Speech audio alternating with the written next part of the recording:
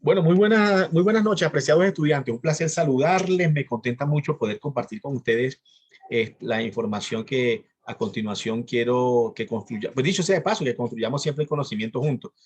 Eh, ¿Por qué construir el conocimiento? Porque, bueno, la idea es que ustedes tengamos retroalimentación, tengamos ese feedback de aquí en adelante. A pesar de que ustedes ven la clase, pues pueden también hacer la retroalimentación necesaria. Bueno, me contenta.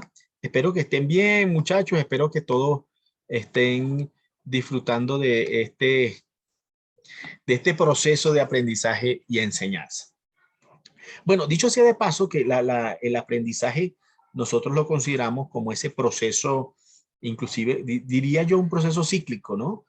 Bueno, cíclico y lineal. Cíclico porque nos retroalimentamos y que va a incluir esa adquisición de saberes, va a incluir también la modificación de algunas actitudes y comportamientos, porque cuando se dice que hay conocimiento, que hay aprendizaje cuando modificamos las actitudes y conocimientos, pero también cuando logramos enriquecer, muchachos, y diversificar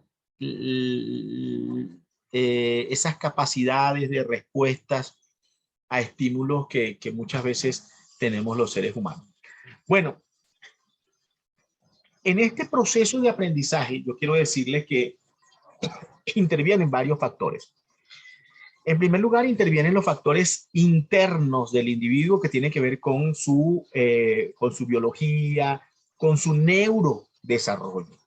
Entonces, también influyen factores externos que tienen que ver con el medio ambiente, influye los docentes que tenemos, influye la experiencia que nosotros vivimos y por supuesto la estructura cognitiva de cada uno de los sujetos de acuerdo a la actividad cerebral.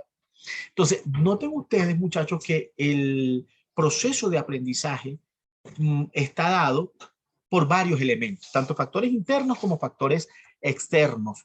El ambiente, la biología, el sujeto mismo, esa trilogía que intervienen en el aprendizaje. En ese contexto existen varios elementos que nosotros necesitamos conocer. Fíjense, existen tres grandes elementos. Lo primero son las dificultades del aprendizaje. Lo segundo son las alteraciones del aprendizaje. Y lo tercero son los trastornos del aprendizaje, que son cuestiones, pues, lógicamente distintas. Voy a mencionarles. Por lo menos una dificultad del aprendizaje tiene que ver con errores persistentes y específicos. Puede ser en el proceso de lectura, puede ser en el proceso de escritura, o puede ser también el proceso de cálculo o matemática, ¿verdad? Pero esas dificultades muchas veces no interfieren con el desempeño de la cotidianidad o inclusive no comprometen la adquisición del conocimiento en el desarrollo del aprendizaje. Ahí hablamos de ciertas dificultades, pero cuando decimos que hay alteraciones, entonces ya hay un poquito más significativo la afectación, porque generan cierta afectación dentro del proceso de aprendizaje y enseñanza y pudieran estar involucrados ciertos compromisos de tipo biológico estructural. Entonces, aquí no vamos a desarrollar tanto las dificultades ni las alteraciones, sino en esta clase vamos a ver un poco acerca del trastorno, de los trastornos. Un trastorno tiene que tener algunos criterios, algunas dimensiones para nosotros poder decir estamos frente a un trastorno. Un trastorno son, en primer lugar, tienen unos manuales que nos ayudan a identificar si existe o no un trastorno.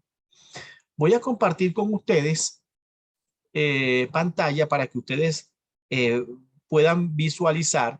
Aquí están los dos manuales que nos van a ayudar a nosotros a identificar cuando existe un trastorno. Está el DSM-5, que es el utilizado por aquí en América, y el CIE-10, que es la clasificación estadística internacional de enfermedades y problemas relacionados con la salud, que es básicamente para Europa. Entonces, cada uno de estos manuales tiene algunos criterios que deben cumplirse para nosotros decir, estamos frente a un trastorno. Si nosotros, hay algunas personas de manera muy ligera, dijera yo, que identifican a una persona, no, este es un niño hiperactivo, tiene el trastorno de hiperactividad, sin saber ni siquiera los criterios diagnósticos para poder emitir un concepto de trastorno. Aquí nosotros vamos a hablar y vamos a desarrollar la información necesaria para poder identificar lo que son, lo que nosotros conocemos como el trastorno específico del aprendizaje. Este trastorno específico del aprendizaje es el que a nosotros nos atañe. Por eso voy desde lo macro hasta lo micro. O sea, primero qué es aprendizaje, qué son dificultades, qué son alteraciones y qué es un trastorno. Bueno, quiero decirles que los trastornos o el trastorno específico del aprendizaje está incluido dentro del trastorno del neurodesarrollo. Y bueno, voy a compartir aquí un poquitico una diapositiva para que ustedes puedan tener esa información. Puedan tener esa información ahí como de manera visual. Déjenme compartir aquí pantalla. Para que podamos visualizar un poquito. Bueno, a ver aquí. Bueno, aquí está. Fíjense que los trastornos del neurodesarrollo, ¿por qué decimos neurodesarrollo? Porque puede existir una ausencia de maduración en la estructura del sistema nervioso central, en la estructura del cerebro o en alguna de sus partes o inclusive alguna alteración. Dentro de los trastornos del desarrollo están 7 grandes clasificaciones. La primera clasificación tiene que ver con la discapacidad intelectual. Y ya vamos a entrar un poquito en esto. Y dicho sea de paso, vamos a hacer como un análisis comparativo entre lo que decía el DSM-4 y lo que dice el DSM-5. ¿Por qué? Porque ustedes necesitamos todos estar actualizados para poder así, porque el DSM-5 ya tiene tiempito, para poder nosotros manejar la terminología en el caso que nosotros recibamos algún informe psicológico. Bueno, entonces le estaba diciendo que en primer lugar tenemos la discapacidad intelectual, antes llamada retraso mental. Tenemos los trastornos de la comunicación, la segunda área de los trastornos del neurodesarrollo. El tercer tipo de trastorno, el trastorno del espectro autista. El cuarto, el trastorno de déficit de atención por hiperactividad, con hiperactividad, mejor dicho. El quinto, el trastorno específico del desarrollo. Noten ustedes que el tema que nos atañe a nosotros está dentro de los trastornos del neurodesarrollo, que es el trastorno específico del aprendizaje. Y está también el trastorno del neurodesarrollo motor, que tiene que ver con movimientos, que tiene que ver con coordinación. Y dicho sea de paso, no está aquí, pero ahí está un séptimo que tiene que ver con los trastornos del neurodesarrollo no especificado.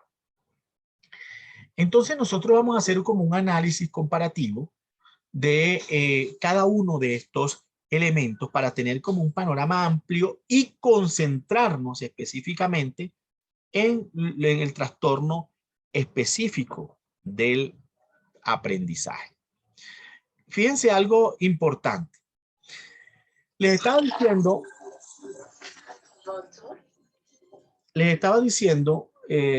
apreciados, que una de las cosas que nosotros necesitamos hacer tiene que ver con ese análisis comparativo.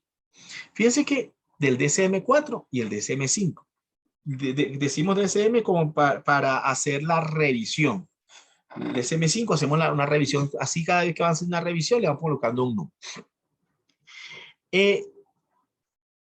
En primer lugar, los trastornos del neurodesarrollo comienzan a incluir diferentes apartados. Desaparece en el DSM-4, estaba lo que se llamaba trastornos de inicio en la infancia, la niñez y la adolescencia. En el DSM-5, pues entonces encontramos estos trastornos del neurodesarrollo. Y los trastornos de la conducta, que antes tenía el DSM-4, se incluyen junto con los trastornos de control de impulso y los trastornos de la conducta alimentaria. Ahora, en los trastornos del neurodesarrollo, yo les mencionaba que está el primero que está es la discapacidad intelectual. La discapacidad intelectual en el DSM-4 era conocida como trastorno del retraso mental.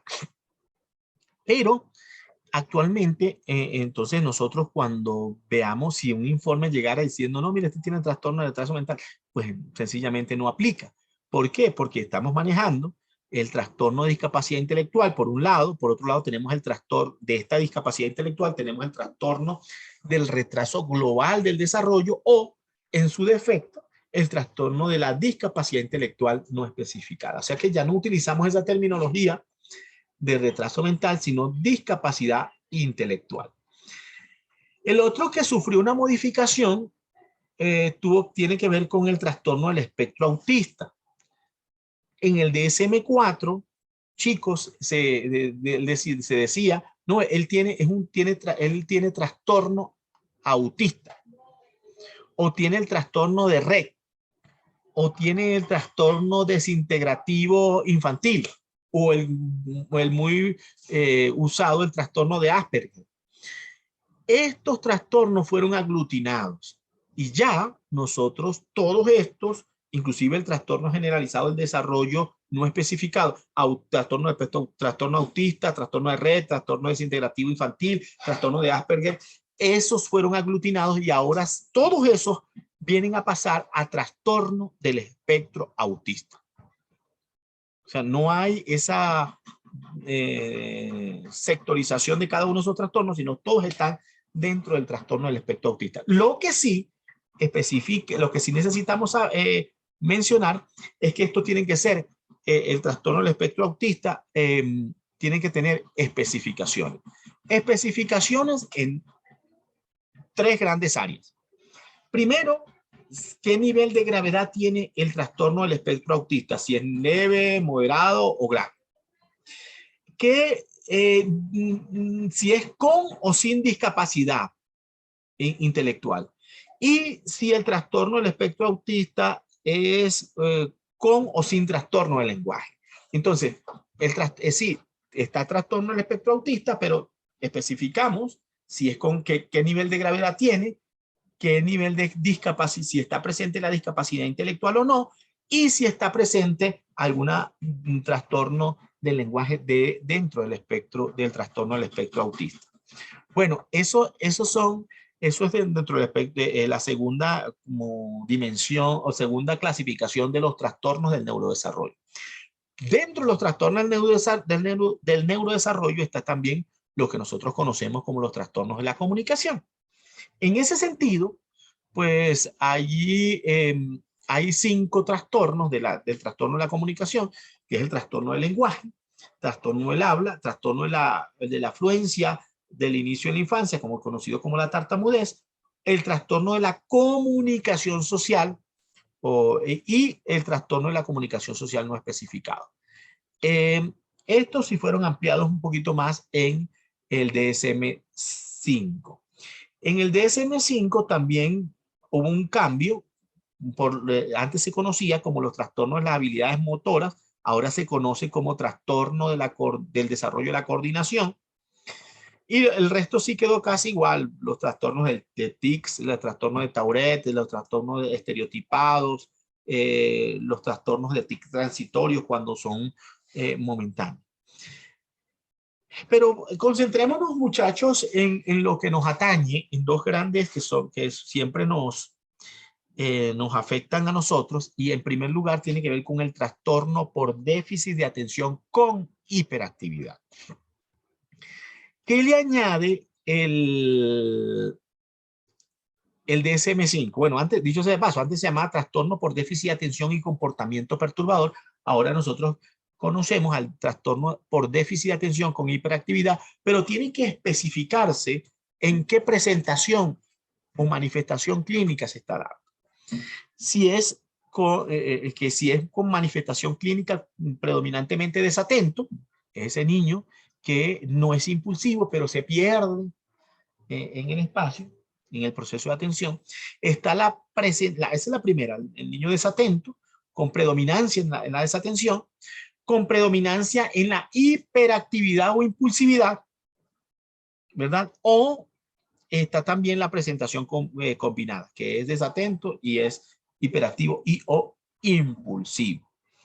Entonces, el trastorno por déficit de atención, aunque no lo vamos a desglosar aquí, tiene, perdón, tiene, muchachos, unas manifestaciones clínicas que necesitamos, perdón, que necesitamos conocer, que necesitamos identificar, y que para nosotros decir, este niño tiene, parece que tuviera como el trastorno, no, usted necesita primero comparar, validar y asegurarse de que los criterios diagnósticos que dice el DSM-5 están presentes en el niño. Bueno, a resumidas cuentas, nosotros nos concentramos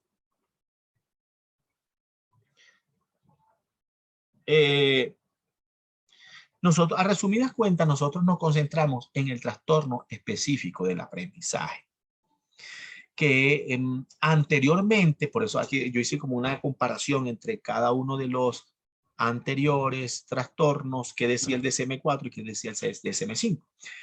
Fíjense, en cuanto al trastorno específico del desarrollo, el DSM-4 decía que hay trastornos lo llamaba trastorno, no lo llamaba trastornos específicos del aprendizaje, sino trastornos del aprendizaje. Entonces decía, hay trastorno de lectura, hay trastorno de la expresión escrita, hay trastorno del cálculo y hay trastorno del aprendizaje no especificado. Ahora no, ahora todos esos se aglutinaron en uno solo, que es el trastorno específico del aprendizaje, perdón, trastorno específico del aprendizaje, pero ahí nosotros tenemos que especificar dos grandes áreas. Escúcheme bien.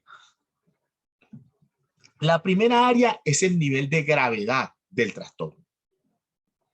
Si es leve, si es moderado o si es grave.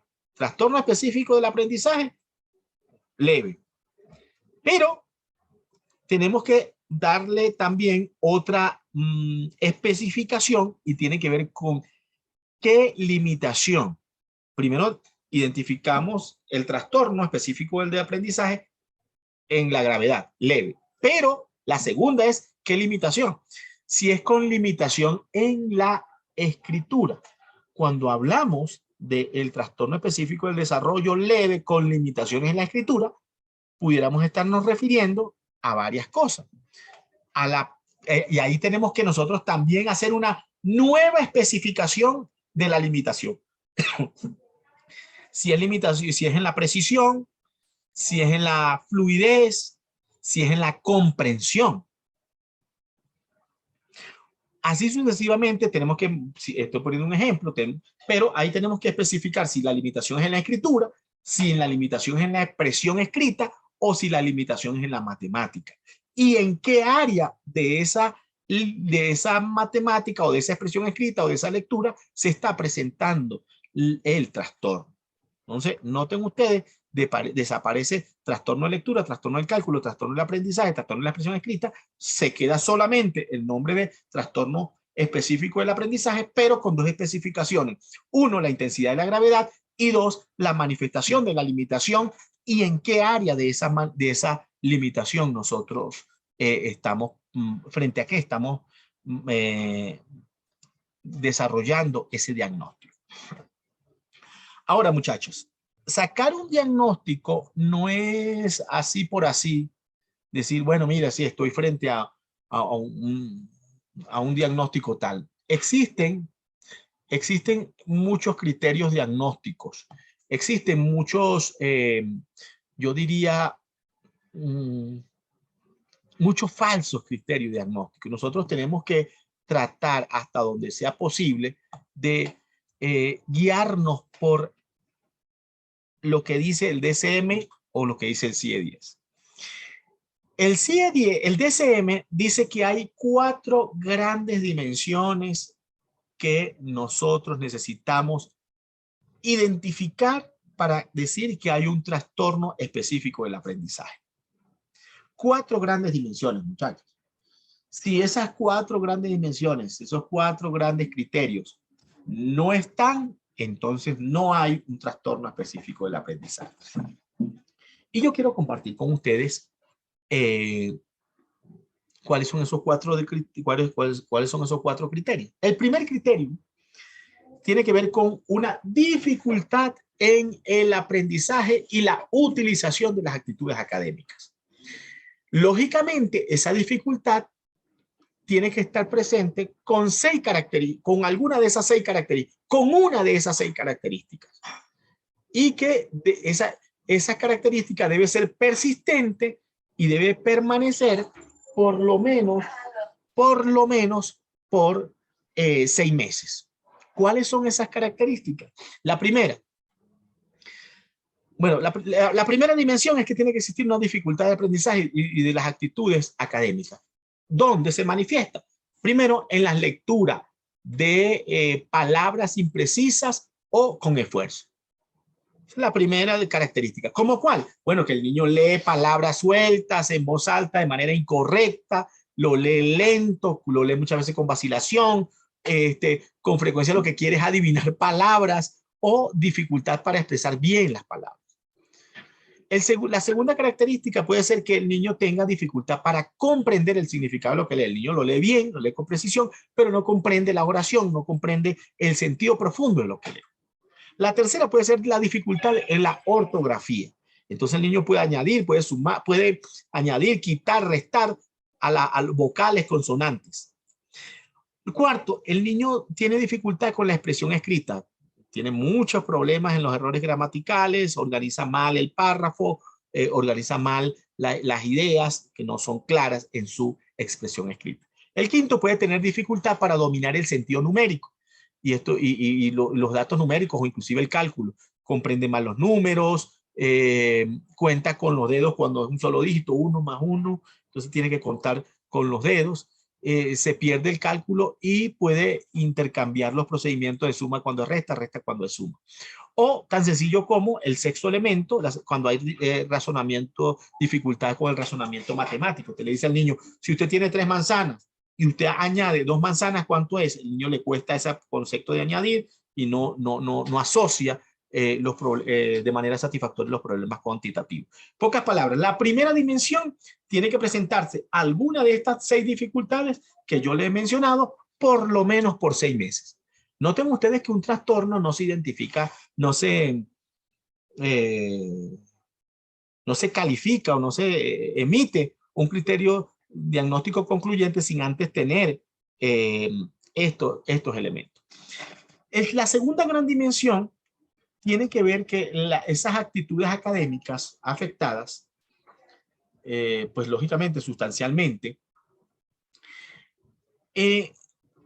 deben estar por debajo de lo esperado de la edad cronológica del individuo y que deben estar interfiriendo con el rendimiento académico, laboral o el resto de las actividades de la vida cotidiana. Lógicamente, estas actitudes académicas afectadas están sustancialmente por debajo de su edad cronológica, tienen que ser medidas con unas pruebas estandarizadas.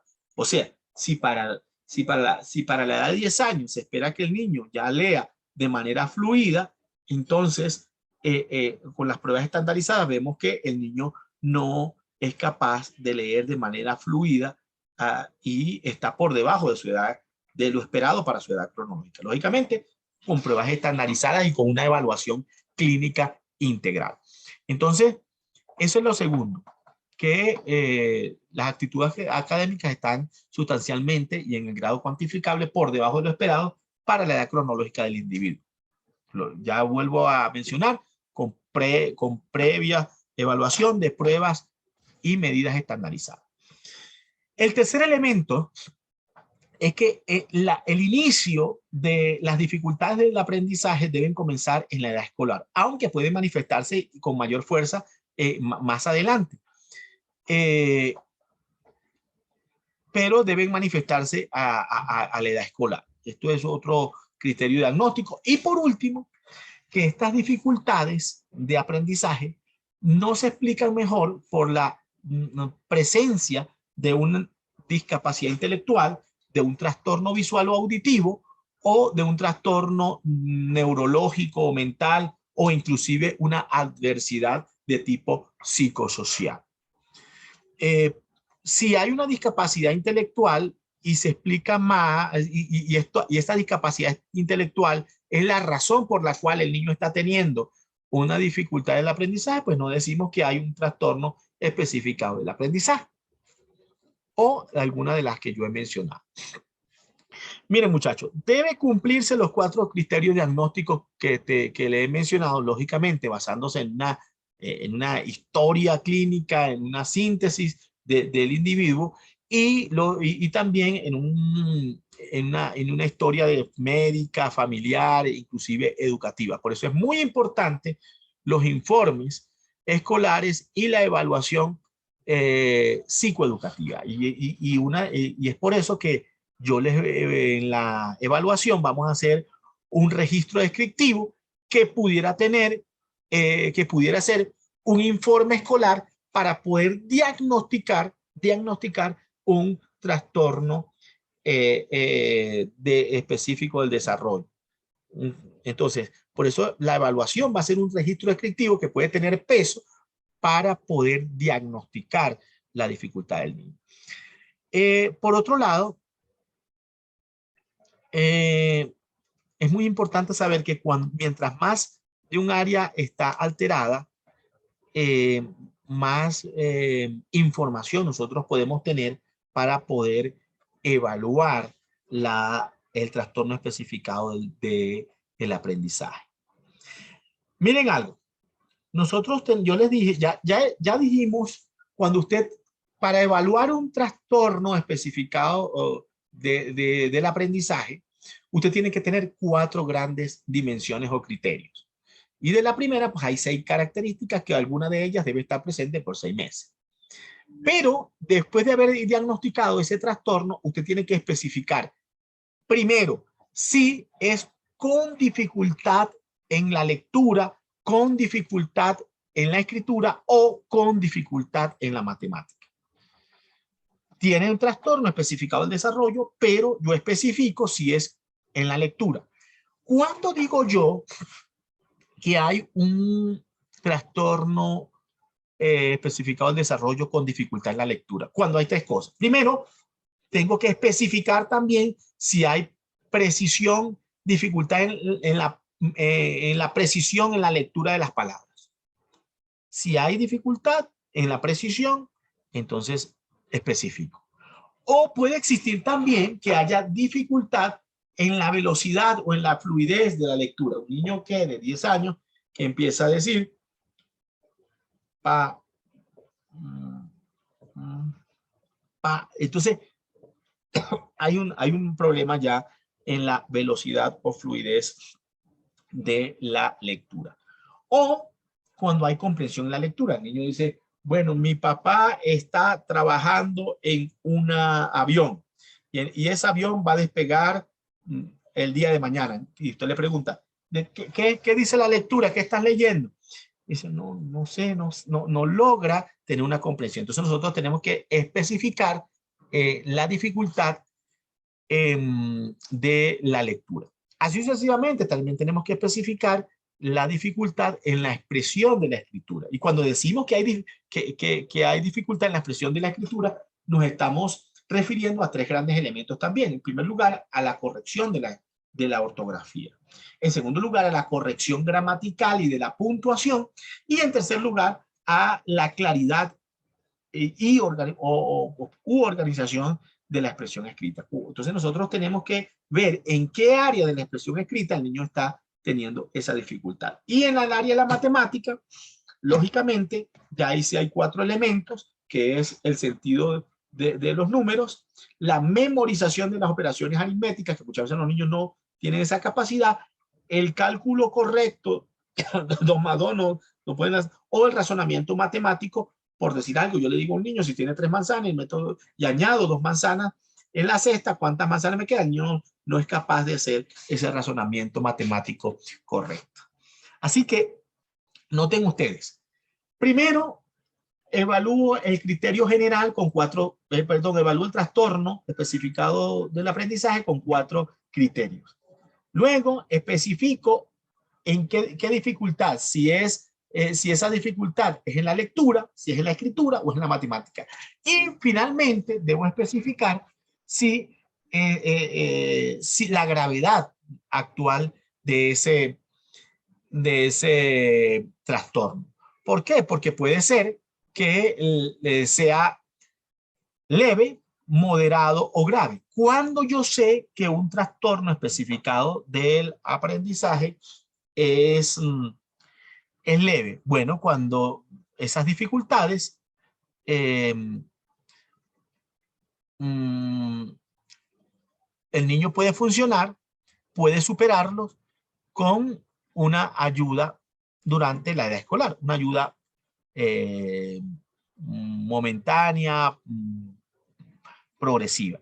¿Cuándo es moderado? Cuando esas actitudes, cuando esas dificultades afectan lógicamente las diversas áreas académicas y el niño tiene pocas probabilidades de llegar a ser competentes sin la ayuda de una persona que esté ahí durante gran parte del horario de clase. ¿Y cuando es grave? Bueno, cuando afecta de manera significativa y el niño tiene pocas probabilidades de aprender sin la constante e intensiva, y yo diría e individualizada y especializada atención. O sea, el niño requiere allí de manera permanente esa atención.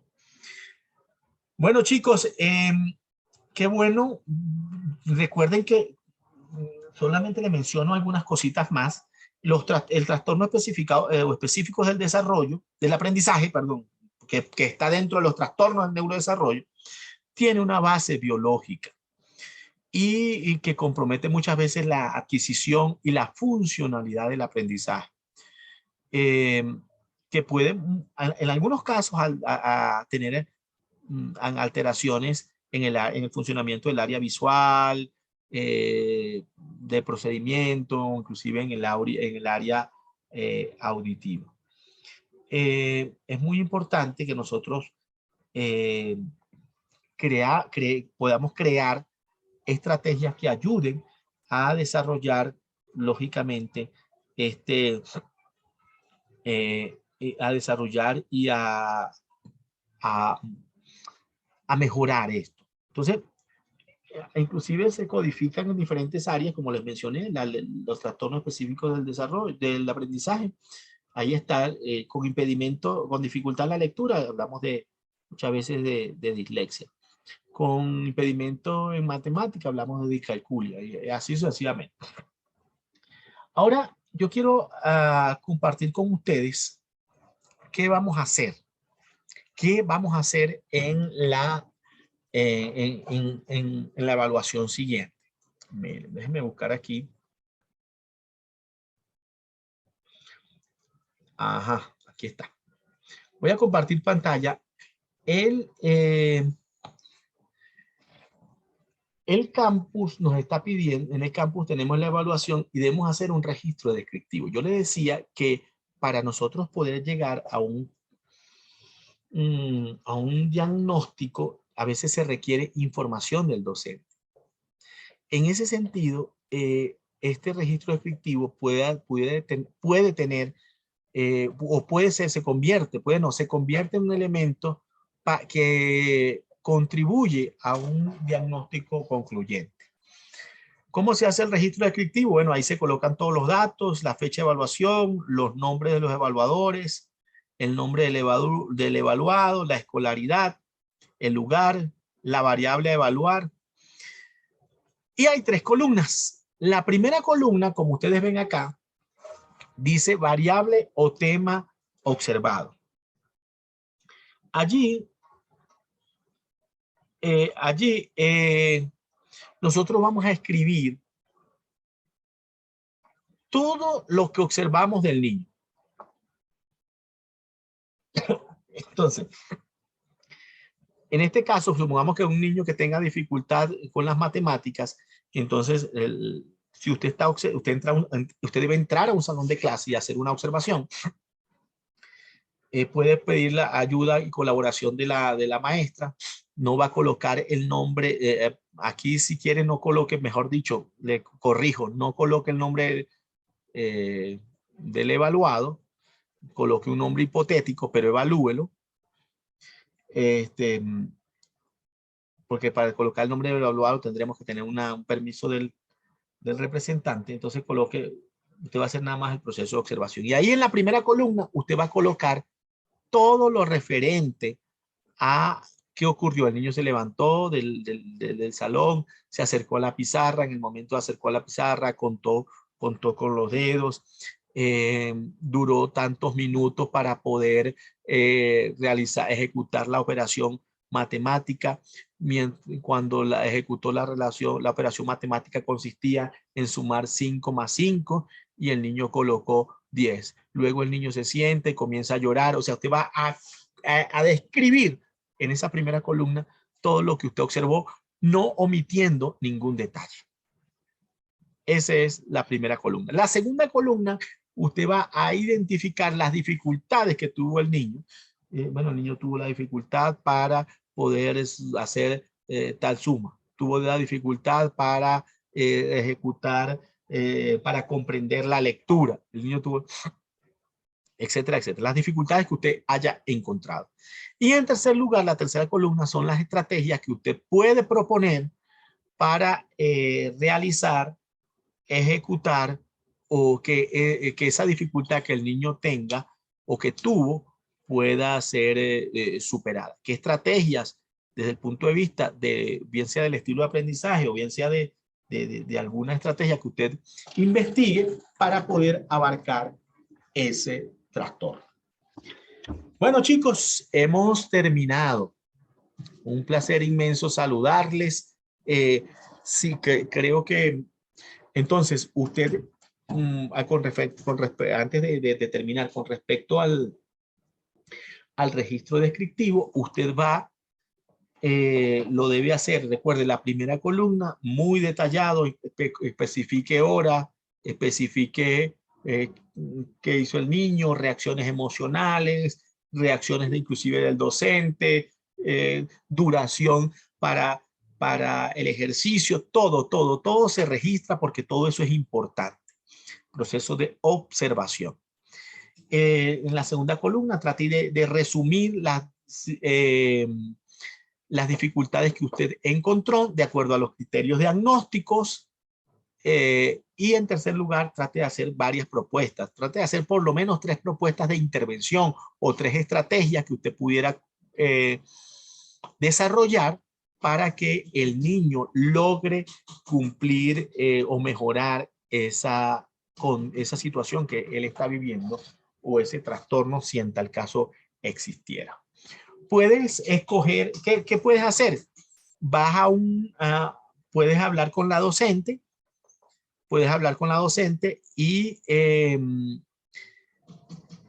decirle a la docente, identificarle si hay algún niño preguntarle si ella ha identificado que exista algún niño con alguna dificultad, con alguna alteración, o inclusive si hay un niño ya diagnosticado con algún trastorno especificado del aprendizaje, y que te permita estar en el proceso de observación. Aquí, ¿qué queremos resaltar? Recuerden que estamos bajo el aprendizaje acelerado. Usted aprende haciendo el registro descriptivo, que es un instrumento que nosotros podemos utilizar que sirve en esa anamnesis, en esa recopilación de información, pues tenemos la oportunidad de de poder recopilar la mayor cantidad de información posible desde la fuente directa, en este caso, el docente.